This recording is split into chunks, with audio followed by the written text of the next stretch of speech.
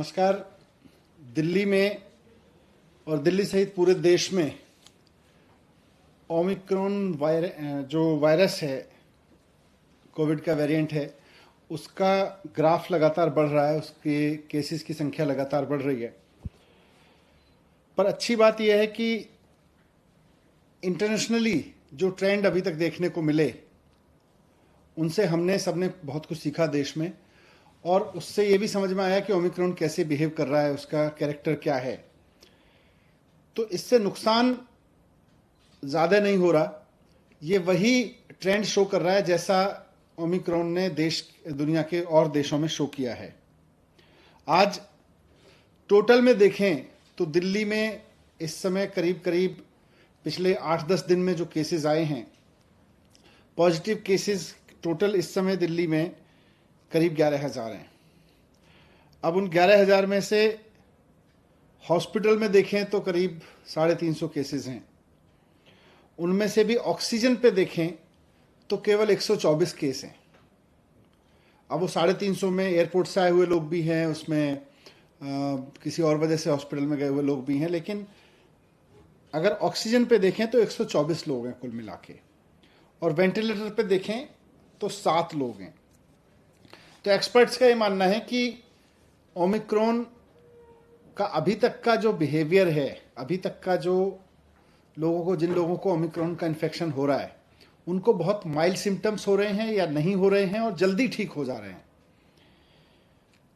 लेकिन फिर भी अगर लोगों को कोविड हो रहा है तो खतरा तो है, इसलिए इससे बच के रहना भी ज़रूरी है। और बच के रहने का सबसे बढ़िया तरीका है कि हम पूरी तरह से सेफ्टी रखें, हमेशा मास्क लगाएं बाहर निकले तो, और जब भी भीड़ भाड़ में रहें तो मास्क लगा के रहें।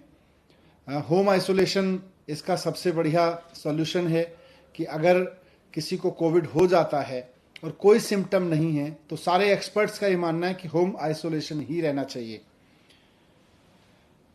हॉस्पिटल केवल तभी जाएं जब आपकी ऑक्सीजन लेवल लगातार डिप हो रही हो या आपको कोई परेशानी हो। तो आज भी एक्सपर्ट्स ने यही बात दोहराई।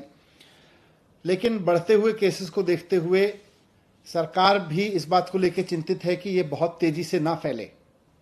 इसको जितना नियंत्रित किया जा सके, क्योंकि इसकी कोई डायरेक्ट दवाई तो है नहीं, तो इसको जितना हम नियंत्रित कर सकें, इसके बढ़ने की स्पीड को जितना हम नियंत्रित कर सकें, उतना हम इसको ठीक से मैनेज कर सकते हैं।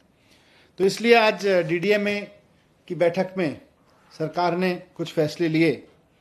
उसमें सबसे इम्पॉर्टेंट है कि दिल्ली में सैटरडे और संडे को, यानी वीकेंड्स पर अब कर्फ्यू रहेगा। तो लोगों से अपील है कि कर्फ्यू के दौरान बाहर ना निकलें। बहुत ज़रूरी होने पर हॉस्पिटल या कोई बहुत एसेंशियल ज़रूरत पर ही बाहर निकलें, लेकिन सैटरडे संडे को कर्फ्यू का पालन करें, घर में रहें, वर्क फ्रॉम होम करें या परिवार के साथ बैठें।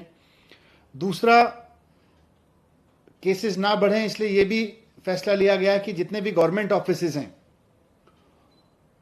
उनमें एसेंशियल सर्विस वाले ऑफिसेज को छोड़कर सबको अभी दफ्तर आने से मना किया जाएगा और केवल ऑनलाइन या वर्क फ्रॉम होम कराया जाएगा। तो government offices work from home mode पे रहेंगे या ऑनलाइन मोड पे रहेंगे। प्राइवेट ऑफिसेज को 50% अलाउ किया जाएगा, वो 50% कैपेसिटी ऑफलाइन रखें और 50% ऑनलाइन या वर्क फ्रॉम होम रखें।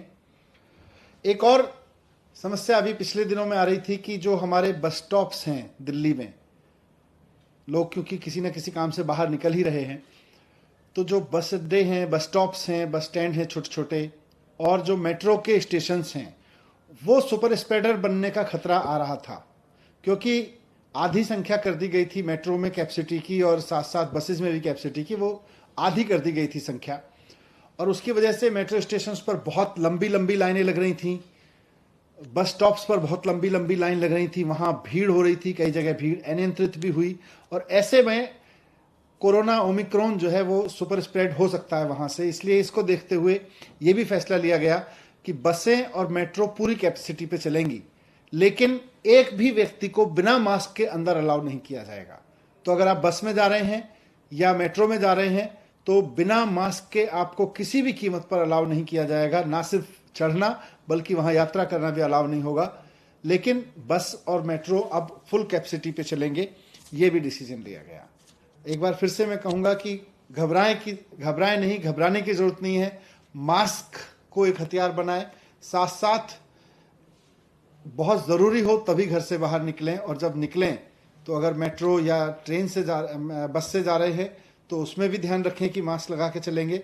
लेकिन सैटरडे संडे पूरी तरह से कर्फ्यू रहेगा।